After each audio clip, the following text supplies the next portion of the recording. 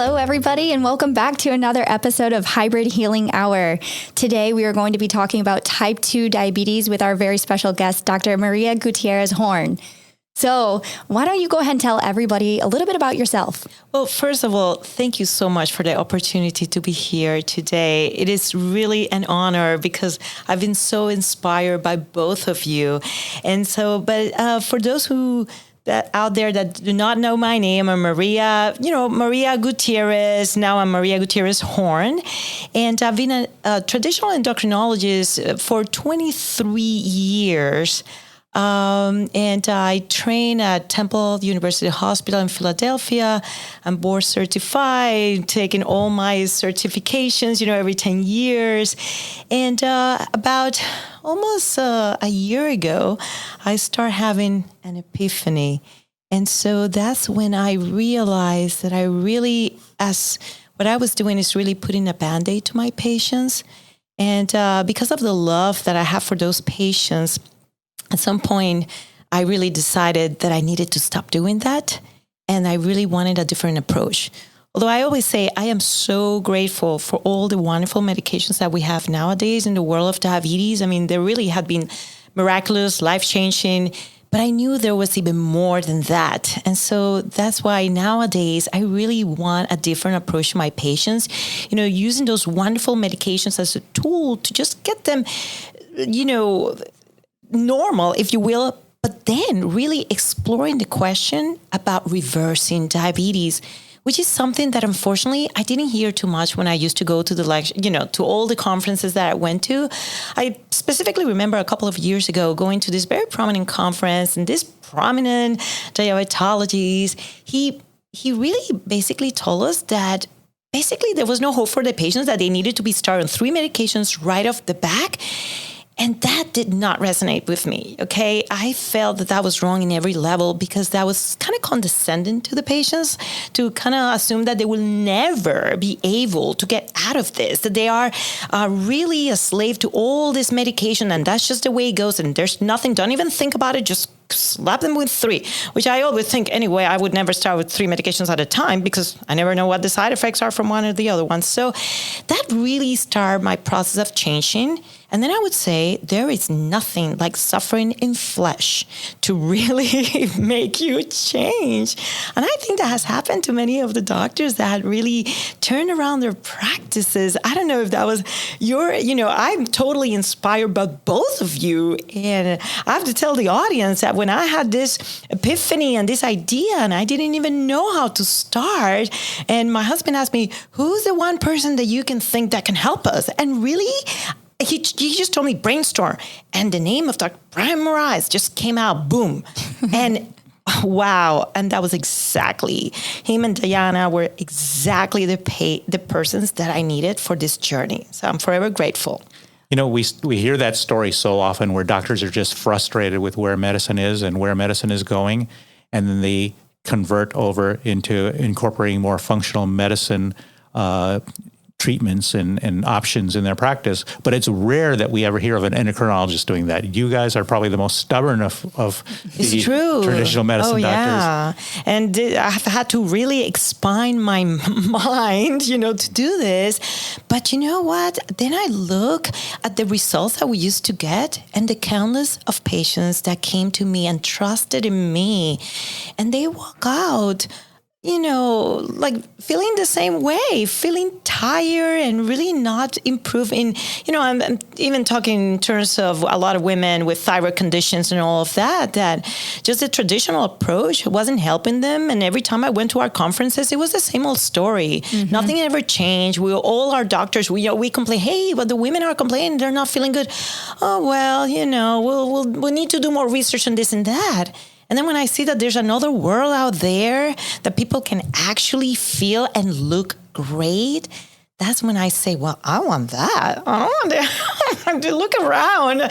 Who's looking better in there, right? So. It feels good when you can finally make a difference for your patients. Yes, absolutely. And give hope most of anything, And I remember when I started this journey, and I still hadn't had the idea of going, getting myself off traditional medicine, I really spent 6 months telling all my patients, I really was running behind every time, instead of the proverbial 7 minutes, I was giving 10 minutes to my patients, seeing 25, 30 patients a day. And I told them, everybody, because I really want them to know the news, especially all these diabetic patients, that there is hope, that you can turn this around.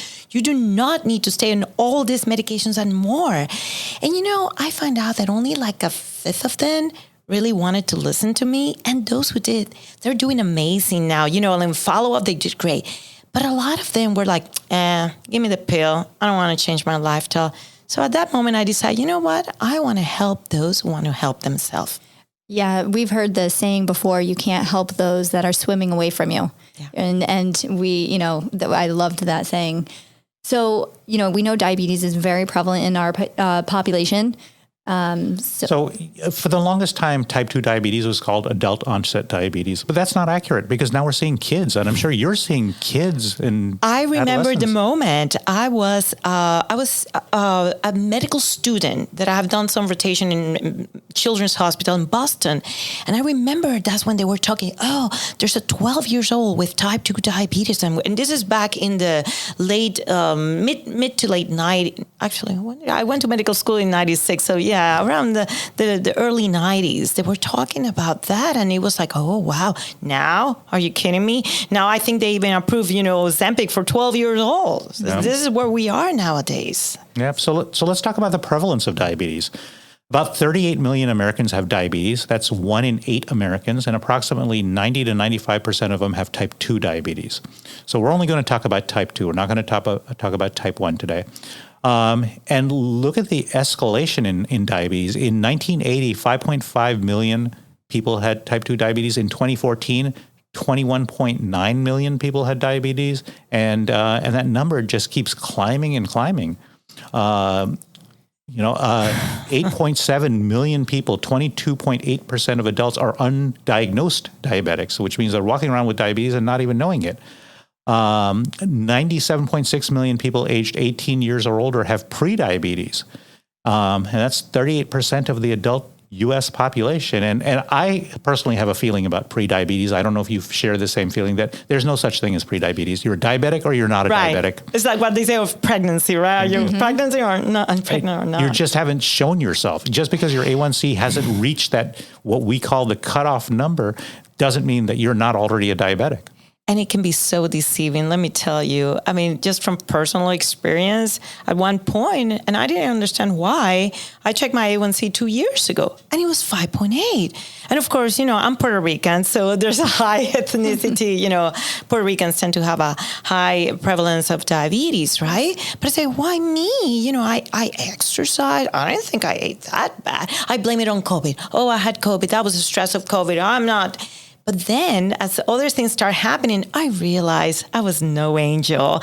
And I was really having, honestly, a standard American diet, what we call the SAT diet, right? I didn't think it was so bad. I was eating the pita chips. Oh, I could have a cookie because, I don't look that bad. Surely after 50, I started having all this like rolls in my hip, in my, waist area. Yeah. And I said, oh, how come it's that? I'm not even menopausal yet. And, I didn't understand. Until I came to understand it was all insulin resistant. I hadn't put together that my high blood pressure was caused by insulin resistant as well, right? I just blame my parents. I say, well, high blood pressure runs in my family. That's what is coming. Arthritis, sure, my mom had it. I'm going to have it. I did not understand how all these things relate. And once I took care of that, once I really start eating good, and not only did my energy level goes up, but of course now with time, I no longer take blood pressure medications, which was a great accomplishment. And listen, I'm grateful that those medications existed at a time that I didn't know the way. Exactly. And if not, otherwise I would have had a stroke, right? But because of all the good things that I've been learning and doing, that went away. My last A1C was 5.2, which for longest time, even when I was doing good things, it was 5.6, which I was grateful, but I want more. But again, the more I became consistent with it, it's been over a year now. You see, your body becomes better and then you become resilient. And that's the message that I want to give our patients with diabetes out there. Not just because you made it to diabetes, you fail, you do all the wrong things and thus you ended up that way. you can work out and you can come back and you can really reset yourself. Might take a little bit more effort for once than others, may take some medications initially, but it's not impossible. Exactly. And if I could just say something, I've known Maria a long time, and I just can't imagine your energy level could go up. I just don't know where it's going to go from where it is. I saved it for the important moments, but then after work, I just didn't have the energy to go from my work to Publix on the way home. I just didn't have that energy, but now I do. Yeah. No, people don't realize how exhausting it can be. Yeah. And so you already touched on some of the causes. Like you mentioned it already. A lot of times people just contribute it to genetics or, I have a little excess belly fat. Maybe that's just the cause. And then, if they think they don't have hope of losing that weight or they don't have the energy to lose that weight, right? So we know that visceral fat, the dangerous fat on the inside of the body is linked with heart disease and diabetes. And so unless you're working with somebody to monitor that, unless you have that motivation or somebody who's going to help hold you accountable to lose that, a lot of people just let it go. Right, and they think, I'm just getting older. And to me, that's not an excuse. And they don't even realize sometimes that they have it because they just hide it, with the clothes, whatever. But then sometimes when we use a special analysis, right, with our body composition scales, we can totally show the patient, look, you're way over 10. We need you to be below 10 in this scale. And even, then we have the toughest, right, which are the people that look thin on the outside, but they're really kind of fat in the insides. And, and that also has to do something with ethnicities because Northern Europeans can sometimes get pretty, have a lot of subcutaneous fat, and it does not translate into diabetes. But from other ethnicities, Indians, Hispanics, and so it can go, it really can trigger them to develop diabetes, Yeah, so let's talk about some of the ethnicities that are predisposed to diabetics. You already said Southeast Asians, yes. Huge. Native Americans, people of African descent, Pacific Islanders, and those of Hispanic descent. Yes. Those are all people who are increased risk of type 2 diabetes. And you mentioned earlier about insulin resistance. Why don't you explain to our listeners, what is insulin resistance? Sure. Insulin resistant is when, so for example, we don't traditionally measure insulin levels. In fact, the ADA is against doing that, but you can learn a lot of information because that's where basically, you're eating things that cause your glucose to go up. Well, that has to be followed by insulin, right? Insulin is the key to let that glucose into the cells. But with time, it sees so much glucose all the time. Insulin goes high, so it takes more, like the opiates, right? It takes more and more and more to one point. The pancreas, the organ that produces that insulin, liberates it, then becomes like it is exhausted, right? And then it loses that first insulin response. So now, those... Once the minute you start eating and you can no longer secrete insulin immediately, then you are unable to shut down other functions of the body. For example, the liver. The liver pushes out glucose, especially when you're not eating, right, in your fasting state. Now, when you eat, that first spike of insulin is supposed to shut down that liver. But when you lose that, then you don't have that. And now you have more glucose going up, right? So this is like a snowball effect. And so you can, and there's many different defects that cause insulin resistance. I mean, diabetes is a spectrum of disease, really, a lot of different little genetic defects. Some people respond better to some medications than others. But at the end of the day, if we start bringing down the need of insulin, by eating things that don't require that much insulin, then you're going to start helping your own cells and restoring them, the islet cells of the pancreas, who are the ones responsible for producing the insulin. And typically those the things that people eat that cause the high sugars are the refined grains, sugars, carbohydrates. And I mean, I'm sure in our office, several times people are like, well, what are carbohydrates? That's, yes. The question is hard. That's typically your breads, your pastas, rice, and anything starchy is what I always try to say, and sugars. Yes. And, I try to tell them, look, it's not like you cannot eat any carbohydrates, although depending on where you are, right? But if, especially for the general public, it's always better to eat the carbohydrates that are like root, that comes from the roots, right? Because it has a lot of fiber. And of course, for a diabetic, they still have to watch out the amounts of this, fruits that they eat, because you can overeat sweet potatoes and overeat cassava very quickly and spike your blood sugars, but at least it has more fiber. And if you, of course, try to eat fiber before that, your protein before that, and then you're on the carbohydrates, then the curve of the insulin spike is a little less steep. So it requires a little less insulin being released from the body all at once, right? Right. Give it a chance. And then how does activity level impact this? Physical activity. Oh, that is huge. And in fact, in some cultures, it's already ingrained in them that after dinner, their major meal, they go out for a walk because you sensitize those insulin receptors, and then you have more glucose uptake of your muscles. And even if you are at your desk at work and you just ate and you really cannot go outside, if you start moving your legs up and down and just do a few squats, you can actually increase the uptake of glucose after that meal.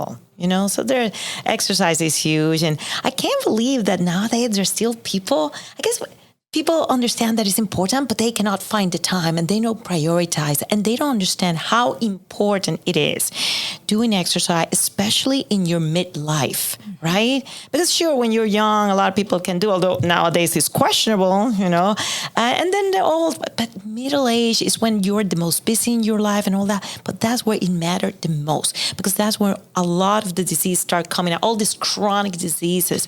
And it can all be so preventable. Well, when I hear the word disease, a lot of times that brings to mind inflammation, right? And so we've already touched on the diet. And I feel like we're beating a dead horse. And with every podcast we talk about the diet. And it's because inflammation. It's inflammation. It's prevention, right? And so if you can clean up the diet, like if you are going to eat the carbs, eat the carbs that grow in the ground. Yes. Eat the clean things, not the ones that are packaged or processed, right? Ultra-processed foods are our worst enemy. Right. And, we have to understand that the food industry made them with the intent to make you addicted to it because they need to sell more. That's their job, right? But then we have to be educated about it and, just say no. Don't touch them. It's it's very hard sometimes to stop eating one chip, or a cracker or something. It's tough. So you better don't do it. And then are there some medications that off the top of your head that can lead to insulin resistance as well? Oh, sure. Well, corticosteroids, a lot of these steroids can certainly cause insulin resistance. So people that have autoimmune conditions and they're given steroids, but then again, it's the same root cause, inflammation. Right? So inflammation, rheumatoid arthritis, exactly. All this inflammatory process. If people only knew that if they clean up their diet and they exercise, they can not just improve their diabetes, but the psoriasis and the rheumatoid arthritis. And, in some cases, I've had patients with Hashimoto's that they changed their ways completely in their diet, they stopped gluten, etc. And then they came back that they were hyperthyroid, right? Mm-hmm. Because now I had to lower the medication dose, right? So it is amazing once you do this. And I have to tell you, in my own personal case, the reason I started seeing something, but it was really an episode in which I had a great pain due to arthritis, osteoarthritis, right? Mm-hmm. And I overate some crackers that I didn't intend to, but somebody gave to us as gift. I wasn't going to open. My kids did. I took one, and before I knew it, I overate because that's what happened, right? Sometimes you just cannot control yourself. And that night, I woke up with intense pains in my arthritic areas that I knew I had arthritis in those areas. And that's the day that I saw so clear the relationship between inflammation and carbohydrates and ultra-processed foods, right? And I say, whoa. I remember all my patients and say, I don't want to end up like them. I know how this starts. You start with one medication, with the other one, then the surgery. Oh, no. I've seen too many of these cases. I say, I have to work for a living. I cannot be a cripple. I'm not doing this. So at 2:30 in the morning, I Google anti-inflammatory diet, and I started by FACE because this is the thing. I didn't think I was even capable of not having sugar. Because how could I think? I have 30 patients to see. I need sugar for concentration. See, that was a fallacy. Within 3 days of doing this by faith, because I was in horrible pain, not only was my pain 80% better, but all of a sudden, right, that energy at 4 p.m., I was always brain fried, hypoglycemic, looking out for a snack. All of a sudden, I was feeling good. I said, well, how is this possible? I didn't eat the things that I thought were going to give me energy. that was a true revelation. And that's what I really want to tell people. Not because you feel like, oh yeah, I can never do this. Count me out. It's not true. You can do it. Yeah, so it's not just diet. There's so many other things involved too. Environmental toxins. We are being bombarded. We had another podcast recently on environmental toxins, but chronic stress. Oh, yes. That's a biggie. And lack of sleep. Thanks to you guys. I'm wearing the Aura Ring. And can I tell you what I found? I got to tell you this because this applies. I'm so excited about it. I thought I was doing, when I started, I was awful, right? I was like really postmenopausal, although I was taking hormones. Look, I'm open. I say everything to anybody. It's okay. I was still waking up at 2 a.m., 3 a.m., but I put the Aura Ring and it kind of started teaching me things that I really needed to go to bed by this time if I wanted to get this much sleep, right? And I thought that the best I could do was to have a deep sleep of about an hour and maybe 20 minutes, REM of about 1. I said, gee, well, I guess that's me. That's the way it goes. And I was doing, fairly good. But then you guys put Diana put my balance on me. And can I tell you the first thing that I noticed? I can't believe it. I have to show you. It's like my REM and my deep sleep has increased so far. It hasn't even kicked this thing yet. My goodness, this is me without testosterone. Like I can't have testosterone. It's already improved by 45 minutes. Wow. I'm now 2 hours in REM, like almost 2 hours in deep sleep. I cannot believe it because that was never a reality for me. And I thought, well, that's just me. No. So I'm really, I'm thrilled. I can't wait to see what happens in 2 weeks from now or so. Right. That's awesome. So getting back on track, since this is so fun we're having, let's tell our listeners now, with this being so prevalent in the population, as we already said, there's so many, what did we say, 8.7 million people out there walking around that's undiagnosed. What are some symptoms of diabetes? Well, sure, there's the classic symptoms when somebody is already super hyperglycemic, right? Which is the increased thirst and increased urination, fatigue. But, prior to that, again, you start noticing this, insulin resistant, it accumulates, the fat that accumulates around your waist area, right? And, or high blood pressure, another sign of insulin resistance, and inflammation, joint aches, etc. All of these things start building up. And honestly, if you check at insulin level and it's elevated, even if your A1C is good, that tells you you're on your way. So you got to be careful. And that would be a fasting insulin level? Yeah, fasting insulin level. Again, it's not something recommended by traditional medicine. But again, traditional medicine really is about waiting for you to get sick. Mm-hmm. Then you come to me and our interaction in 7 minutes is going to be that I'm going to write a prescription so you feel your time was and your money was worth it. Right. Right?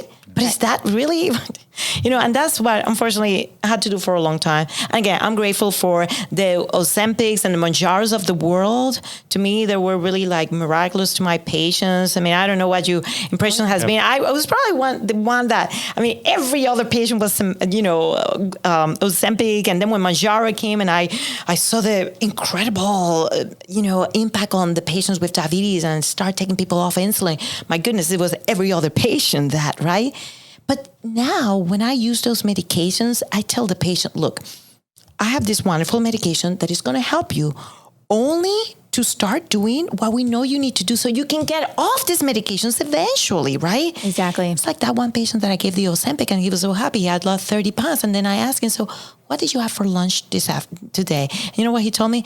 Well, I have half of a hamburger from McDonald's and 5 goldfish. Poison is still poison, right? Yep. So less is going to make you less fat, but nevertheless, that's not good for inflammation. Those are completely inflammatory foods. So that's what I want to bring up to patients to empower them to know, look, let's use this one for tools, but then let's think, again, is to put that thought into the individuals that, yes, it is possible.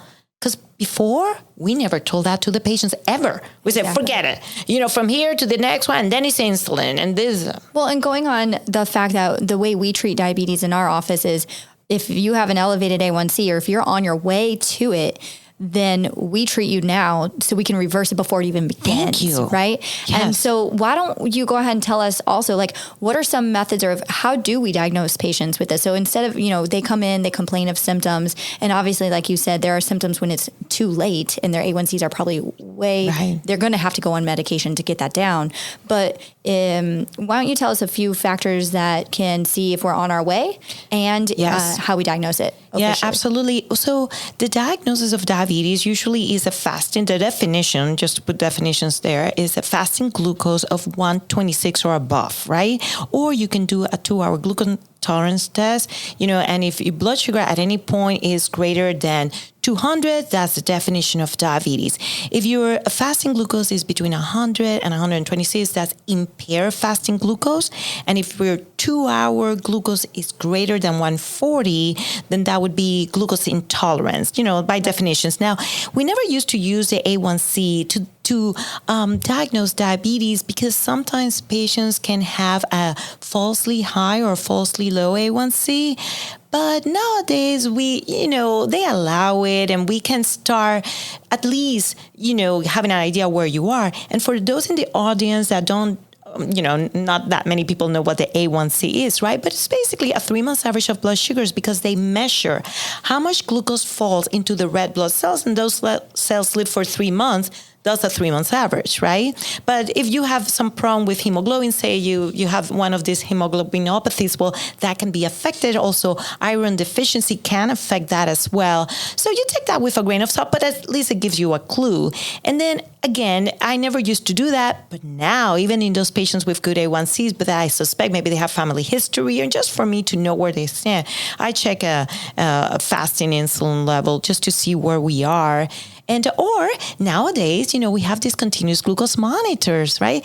And they are still in the United States by prescription, although I know that sometimes you can get those from levels. There are other commercial, glucose meters that I don't think you even need a prescription from a doctor. But basically, if you start seeing you wear one of these continuous glucose monitors, they're usually worn for either 10 days or 14 days, depending on which one you choose.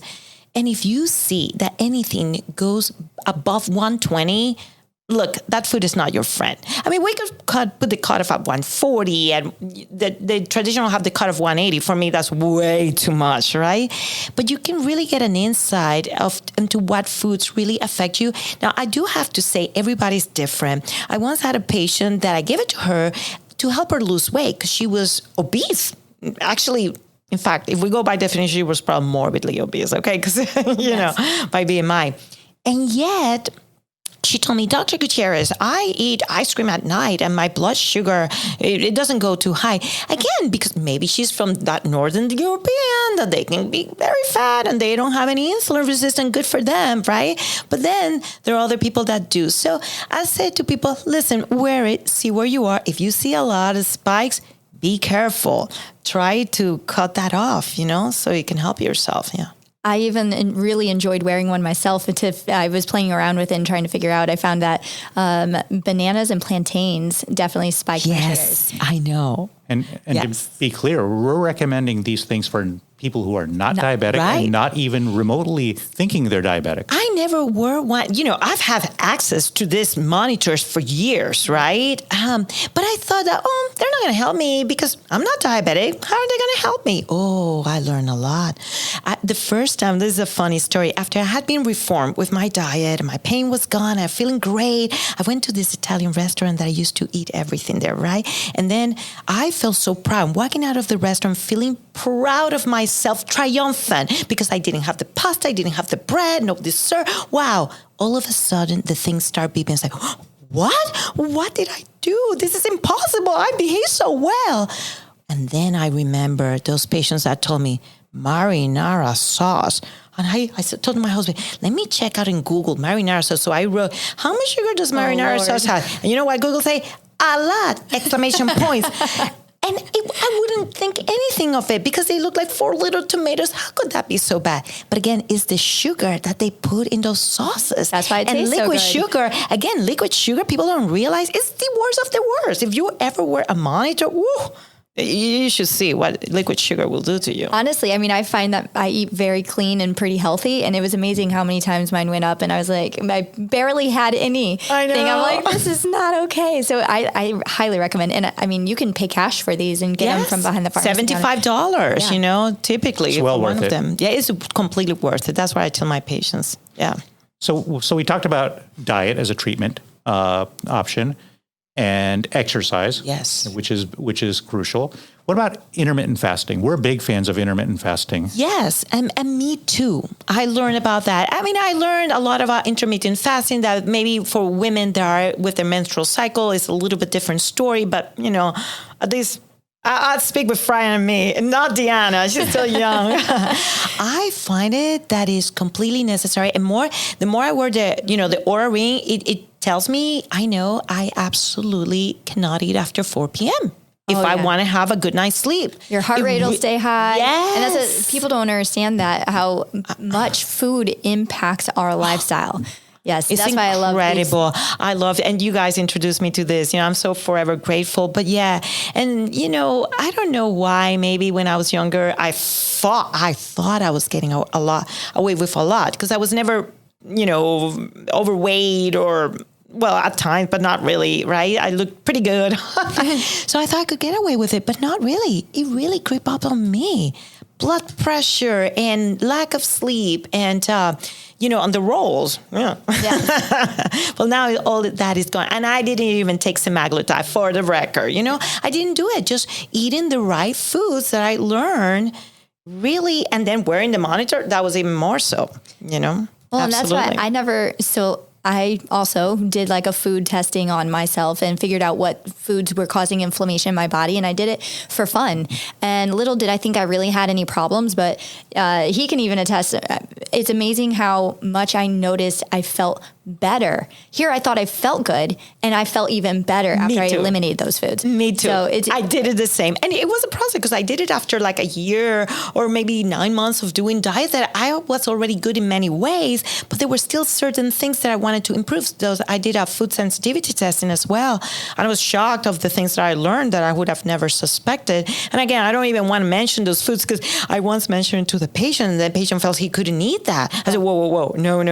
That's Listen, it's just me, okay? We're all different. And that's why, you know, when people go and start pontificate like, oh, this diet and this diet, look, we're all different. We all have different genes, different ethnicity. So it's really about what is good for you. But there are some universal truths, which are that ultra-processed foods are bad in any league. I mean, I don't know what's that good for anybody, but And that's what makes functional medicine, right? It's individualized medicine.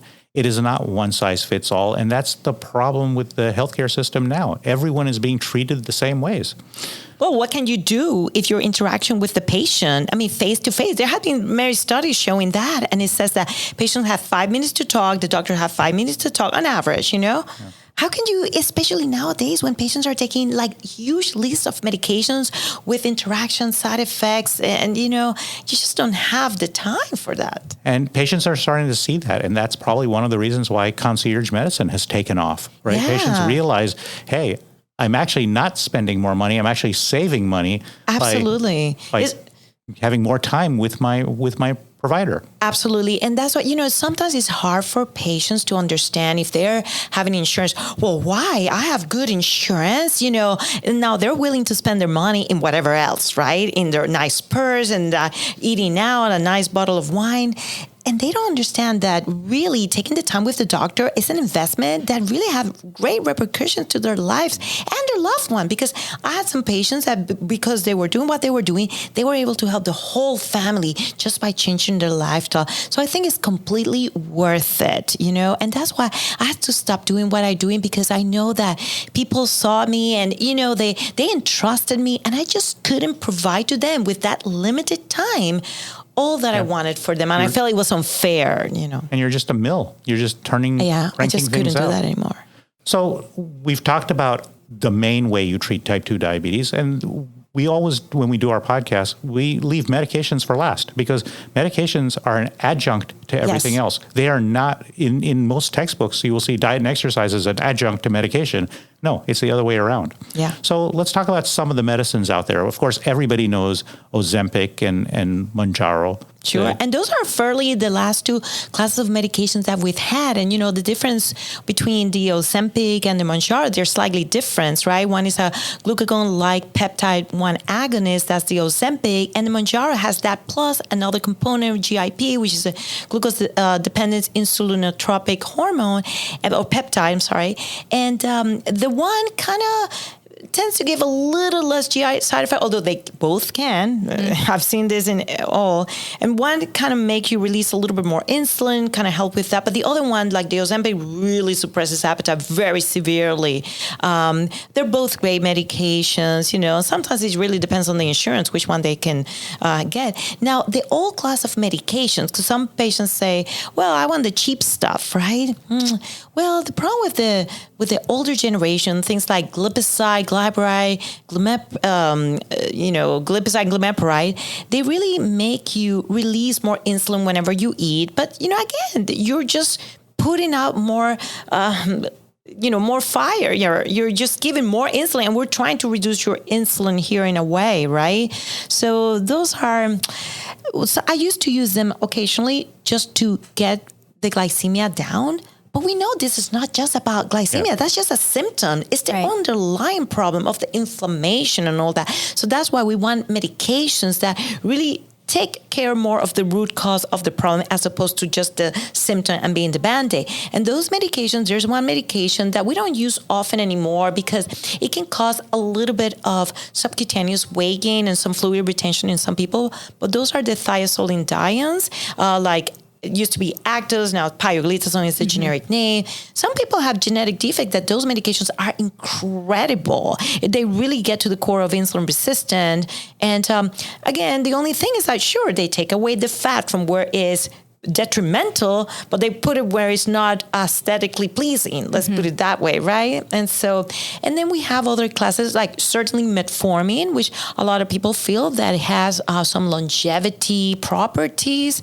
And the problem with the metformin is that sometimes people can be on metformin for many years. I've seen this often, right? Many years, no problem.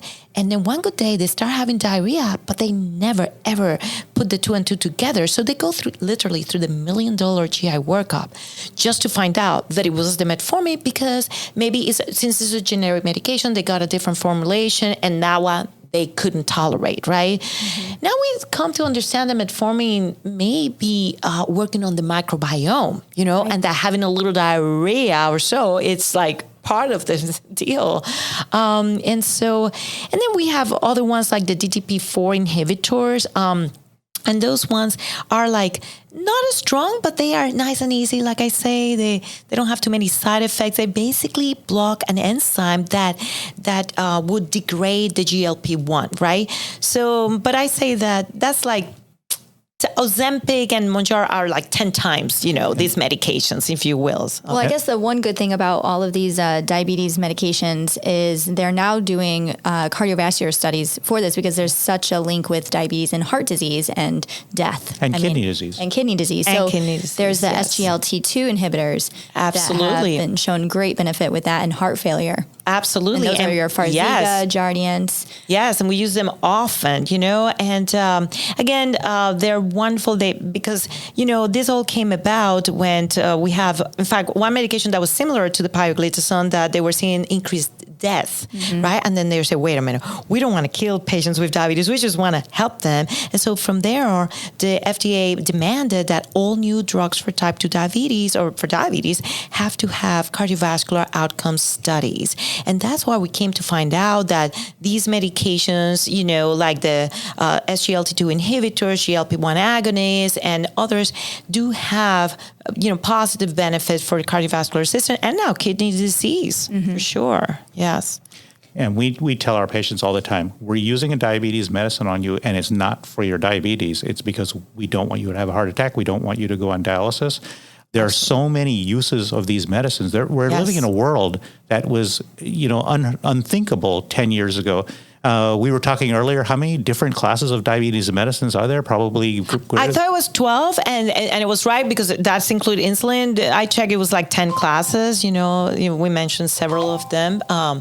There's many different classes nowadays. And of course, certain kinds of insulin, different kinds of insulin. And there's some good insulins out there, but the overall picture is they cause weight gain. Absolutely. And it's typically, is it dose dependent, would you say?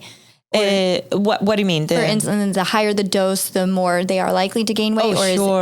Yeah, absolutely. So when we have all these other newer medications that actually help you lose weight, when diabetics tend to already have excess body weight, putting them at increased risk for the heart disease. Absolutely. And peripheral vascular disease. That's not to say that some people have to have insulin. Sure. If your beta cells are burnt out and you're not producing insulin, you're going to die without insulin. Absolutely. So it's like everything. Too much of something is not good. Too little is not good either, right? Because on the other extreme, we have the type 1 patients that absolutely don't have insulin. Their beta cells were destroyed, and so they do need insulin. So thank goodness for insulin, right?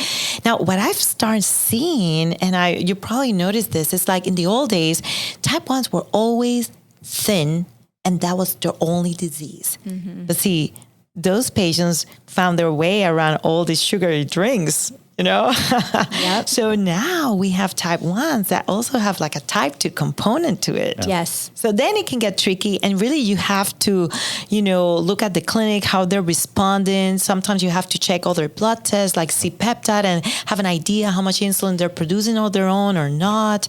So it can get a little tricky, And conversely, we also see a few type 2s that are thin. Yes, absolutely. Those toughies, and even they don't even have to be toughies, because I did have several women of different, ethnicity, Jewish women, so that they were thin, and yet they were behaving like a type 2 diabetic, Yeah. And then, of course, we have the ones that we thought they were type 2, but with time, they turn out to be type 1 diabetics, And I guess maybe we had checked the antibodies, and see that they had that, autoimmune component to their diabetes, But we just followed them. I mean, it's hard to be on insulin, right? So I guess if they were able to be controlled in some medications for a while, So we tell patients in general, people listening to this, if you're seeing a provider and they put you on medicine, do your own research as well. Go look into it. Don't just randomly take the medicine without actually knowing what you're getting into. And we're not saying medicines are bad, and medicines are absolutely needed sometimes, but not always. Yeah, and you have to watch out for the interactions. When I first started using the Mounjaro, I realized it was so incredibly potent for the patients with type 2 diabetes. And I had a lady on insulin, and even though I had said, lower your insulin, she just turned out to be super sensitive to it. So now I'm even more cautious with that. Another thing that I became very cautious with, it's like one patient that it's incredible. No matter how much insulin we use in the world, nothing helped this woman. Like insulin, other medications, one of these 2 drugs, it was it was like a miracle for her, right? Yeah. And we were just cheering, la. But then again, because in 7 minutes, how much can I do? I can just do the dance with her and we celebrate. Oh, your blood sugars are better. Fantastic. But I missed the fact that she was taking a blood thinner. And because these medications can affect the transit of this drug in your gut, it actually increased her INR. She had thinner blood, and she then developed epistaxis. She was bleeding from her nose. Thank goodness it was her nose and not her GI tract, right? And then I was like, ooh, yeah, I should have really warned that patient to maybe check the INR within like a week or 2. But these are kind of things that, we learn. And if we had more time, we could say, wait a minute, you're taking this medication, there could be this potential interaction. Let's watch out for this and be more proactive in avoiding complications. Because let me tell you this, you probably know this, but the 4th most common cause of death is appropriate use of medications. So again, they're wonderful, and I'm grateful for all the great pills that we have, but we have to be careful, and your doctor needs time to see, or your provider to sit down and think through every decision that is being made. Even diets can affect the way you metabolize drugs. It's incredible. Or stopping coffee or stopping cigarette can totally have an impact. And again, seeing a patient and having 4 waiting out there for you is really tough to really contemplate all these issues and convey it and letting the patient know. Yeah. Well, Maria, this was phenomenal. I loved having you on our podcast. And why don't you tell our listeners how they can get a hold of you, find you on social media? Sure. My new place is called Beyond Hormones, Optimal Body and Brain Health. And you can go to a website, is www.beyondhormones.health. Our phone number is 561-877-5957. Again, 561-877-5957, just for a different look, kind of functional endocrinology, if you will. A new word out there. We need more of those. Yeah. They can also find you on Facebook? Absolutely. I'm in Facebook and LinkedIn. Yes. Awesome. Thank you. Thanks. Thank you for having me here. And again, you guys are the best. And I have learned so much from you. So grateful that, you have helped me. You're so generous with your knowledge. And I really appreciate that, because we understand that, this is to help all the patients that had put the confidence in us. And we just want to give them the best, the really best to them. Absolutely. The information contained in this podcast is provided for informational and educational purposes only and is not intended for the purposes of diagnosing, curing, treating, or preventing any disease. This podcast is provided on the understanding that it does not constitute medical or other professional advice or services. Before using any products or services referenced on this podcast, consult with your healthcare provider, carefully read all labels, and heed all directions and cautions that accompany the products. Information found or received through the podcast should not be used in place of a consultation or advice from a healthcare provider. If you suspect you have a medical problem, or should you have any healthcare questions, please promptly call or see your healthcare provider. This podcast, including Dr. Brian Marias, Deanna Weilbacher, and Hybrid Medical Solution, do not claim responsibility for any adverse effects from the use of information contained herein. Opinions of guests are their own, and this podcast does not endorse or accept responsibility for any statements made by the guests. This podcast does not make any representations or warranties about guest qualifications or credibility. This podcast may contain paid endorsements and advertisements for products or services. Individuals on this podcast may have a direct or indirect financial interest in products or services referenced.